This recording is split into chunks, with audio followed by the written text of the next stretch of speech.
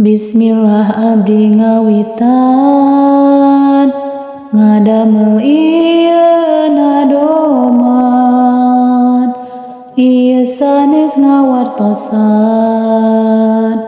tatapi kangge ngemutan saur hiji katerangan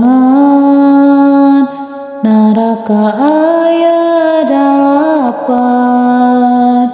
na masing-masing tingkatan eta aya nu ngeusian jahanam nu kahijina naraka nu pangluhurna ieu nu ngeusianana umat Muhammad saurna umat anu maksiatna dosa gede dilampahna di akhir-akhir tobatna nepi kaburu mautna nu munafik nu doraka nu kafir nu teu nurutna kana parentah Allahna resep pisan ngalanggarna di jahanam disiksana nepi ka beak dosana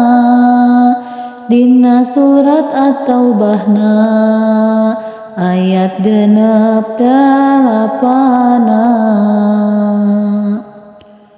naraka nu kaduana naraka sakor ngaranna ieu mah anu ngeusina jalma nu tara salatna disebatkeun dina Quran Al-Mudatsir sok tinggalan ayat 42 disebatan jalma nu sok cacarita kagorengan muliana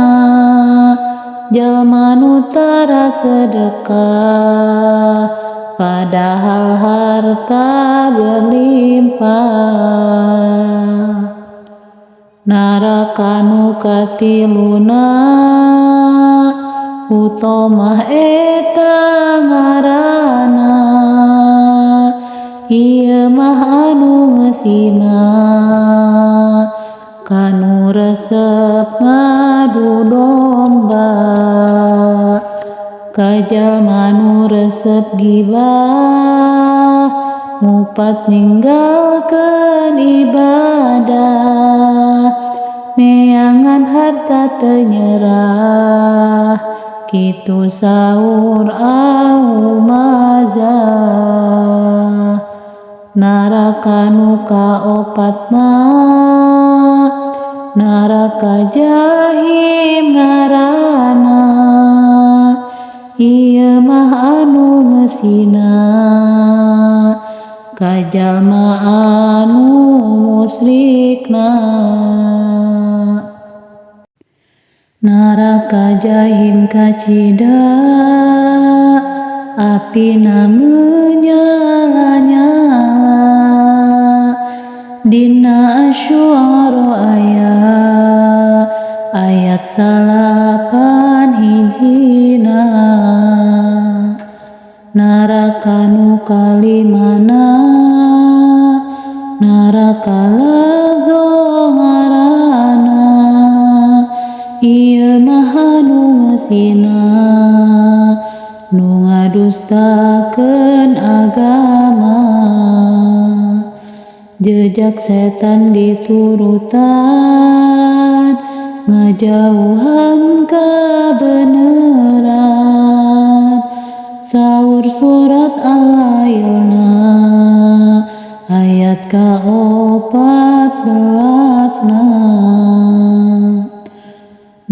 neraka nu kagenepna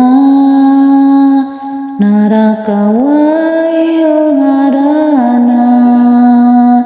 ieu mah anu ngeusina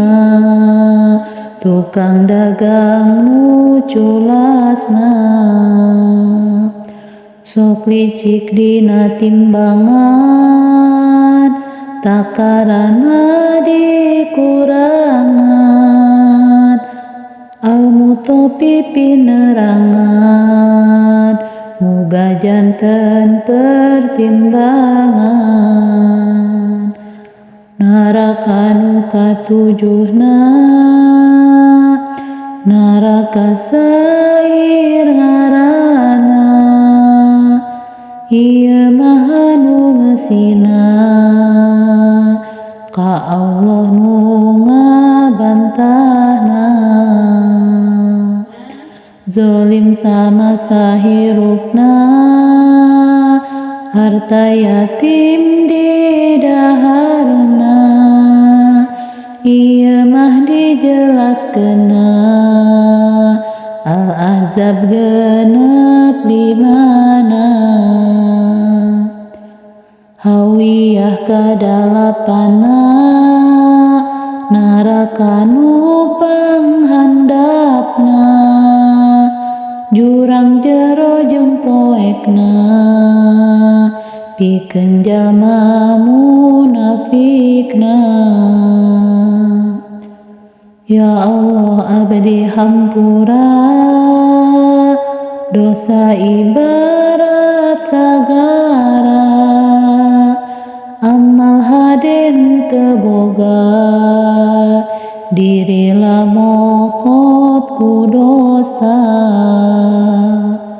mugi-mugi ditebihkeun neraka nu kacaturkeun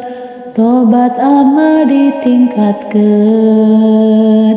muga Allah ngahapunten.